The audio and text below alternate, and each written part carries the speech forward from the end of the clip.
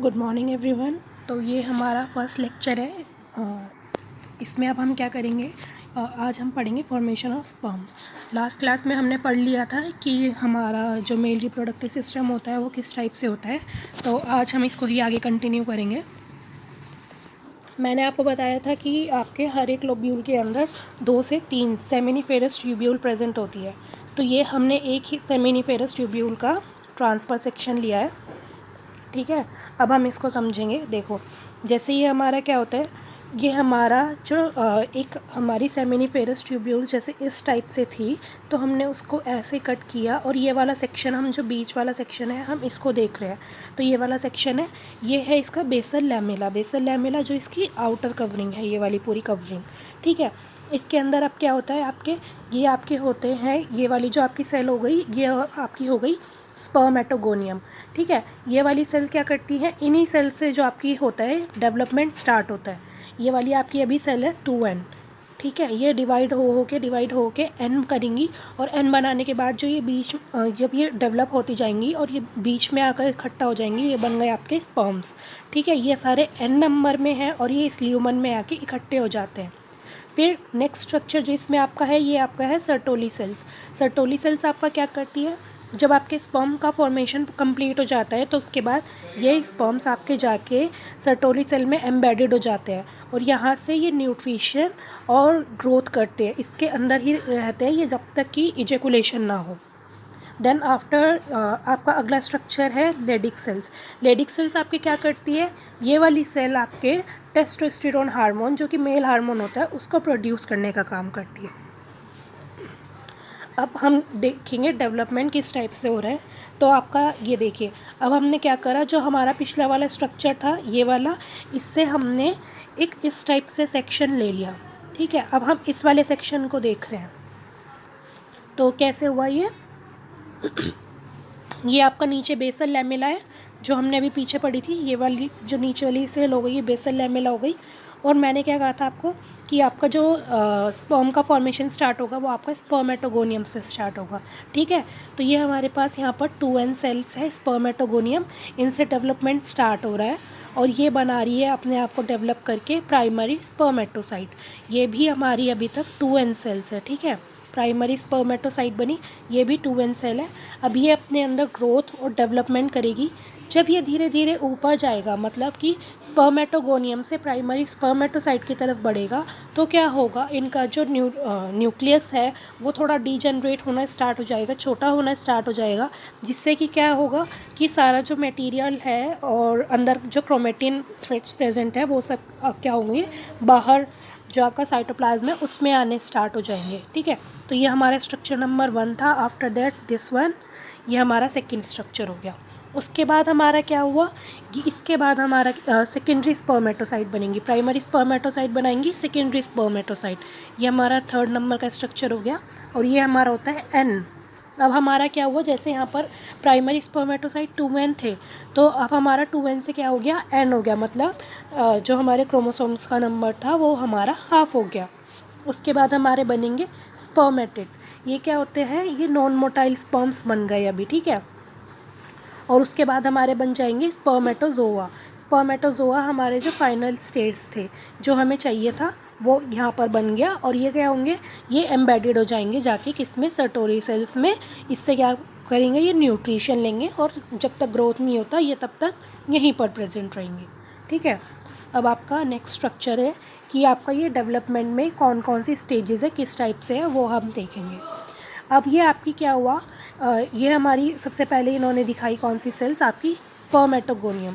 ठीक है, ये वाली आपकी वो सेल्स थी। अभी आप देख सकते हैं यहाँ पे 2n है नंबर, मतलब कि आपका अभी क्रोमोसोम हाफ नहीं हुए हैं। ये अपने आप को क्या करेगी, अपने आप को ग्रो करेगी और अपना जो मटेरियल है उसको डेंस करेगी और चेंज कर जाएगी किसमें, प्राइमरी स्पर्मेटोसाइट में। मैंने आपको पीछे भी बताया था प्राइमरी स्पर्मेटोसाइट हमारा 2n नंबर में। ठीक है, अब हमारा क्या हुआ, ये प्राइमरी स्पर्मेटोसाइट ये वापस से डेवलप और ग्रोथ करेगा। ठीक है, फिर जब थोड़े टाइम बाद ये डेवलपमेंट और ग्रोथ करके ये बड़ा हो जाएगा, तो उसके बाद ये क्या करेगा, ये करेगा मियोसिस की प्रोसेस। मियोसिस की प्रोसेस में आप सभी जानते हैं मियोसिस 1 होता है और 2 होता है। मियोसिस 1 में क्या होता है, आपके जो क्रोमोसोम का नंबर है वो हाफ में रिड्यूस होता है, देखो अब जैसे ये मियोसिस 1 हुआ पहले, तो ये 2 सेल्स बनी और क्रोमोसोम का नंबर हाफ में रिड्यूस हो गया, ठीक है। तो इसको हम बोलते हैं रिडक्शन डिवीज़न भी बोलते हैं हम मियोसिस 1 को। अब हमारा जो मियोसिस 2 है, तो इसमें क्या होगा, इसमें कोई क्रोमोसोम का नंबर हाफ नहीं होगा, क्रोमोसोम का नंबर हाफ पहले ही हो चुका है। बस आपकी क्या बनेंगी, 2 सेल से 4 सेल्स बनेंगी, same as the parent cell, ठीक है। अब आपकी तो जब आपकी मियोसिस 1 और मियोसिस 2 दोनों प्रोसेस मिला के कितनी सेल्स बन गई हैं, ये आपकी 4 सेल। मतलब मियोसिस में 1 सेल से 4 सेल बनती है, पर इसमें 2 प्रोसेस होती है, मियोसिस 1 एंड मियोसिस 2। मियोसिस 1 के बाद 2 सेल बनेगी और मियोसिस 2 में उन 2 सेल से वापस आगे 2 सेल बनेगी। तो ये हमारी मियोसिस की प्रोसेस कंप्लीट हो गई और इसमें हमारा क्रोमोसोम का नंबर हो गया n, ठीक है। अब ये क्या करेगा, ये जो हमारे बन गए हैं सेकेंडरी स्पर्मेटोसाइट और फिर उसके बाद हमारे बन गए हैं स्पर्मेटिड्स, तो ये क्या बनाएंगे, ये अपनी अब मेटामॉर्फोसिस करेंगे। मतलब कि मेटामॉर्फोसिस मतलब कि अपनी शेप और स्ट्रक्चर को चेंज करेंगे, क्योंकि स्पर्म्स को ट्रैवल करना है इन द फीमेल बॉडी। तो ये क्या करेंगे, अपना जो इनका क्रोमोसोम मटेरियल होगा वो सारा ये आगे डेंस कर लेंगे, आगे इनके एक एक्रोसोम बन जाएगा, जो कि क्या करेगा, जब फीमेल की बॉडी में एम्बेड होगा वहाँ पर एक ज़ोना पेलोसिडा करके लेयर होती है, तो आपका जो एक्रोसोम होता है वो उसको डिज़ोल्व करने में हेल्प करता है, जिससे कि इसका जो क्रोमेटिन मटेरियल है वो उसके फीमेल के अंदर जा सके।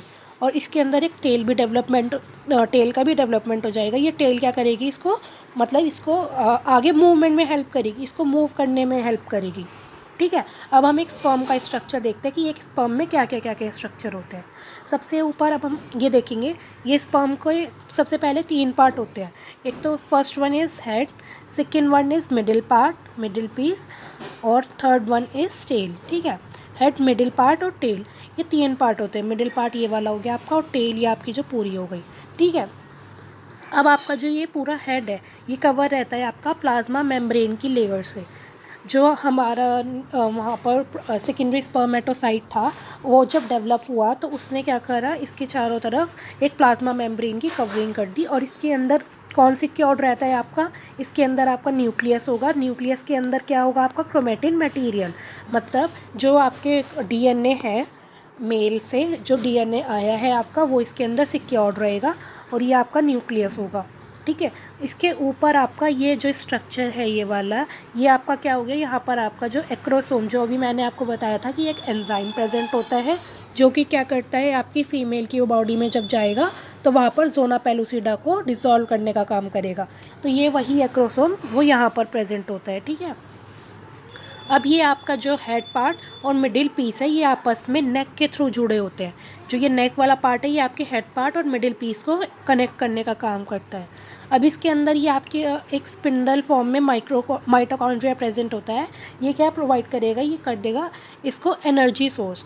मतलब जब ये आपका इसको पूरा ट्रैवल करना है मेल की बॉडी से इन द फीमेल की बॉडी, तो फिर ये वहाँ तक एनर्जी प्रोवाइड करने का काम करेगा आपका माइटोकॉन्ड्रिया। और नेक्स्ट पार्ट है टेल। तो टेल पार्ट आपका क्या करता है, ये आपका एक फ्लैजिला टाइप का स्ट्रक्चर होता है। तो ये आपका क्या करेगा, ये मूवमेंट करेगा, ठीक है। ये ऐसे जिगजैग मूवमेंट करेगा, जिसकी वजह से आपका स्पर्म जो है वो ऊपर की तरफ या फिर आगे की तरफ मूवमेंट करने में कामयाब हो पाएगा, ठीक है। तो ये आज का स्ट्रक्चर था। आज हमने मेल का रिप्रोडक्टिव सिस्टम कंप्लीट कर लिया है। अब हम नेक्स्ट लेक्चर में करेंगे female reproductive system. Okay, thank you.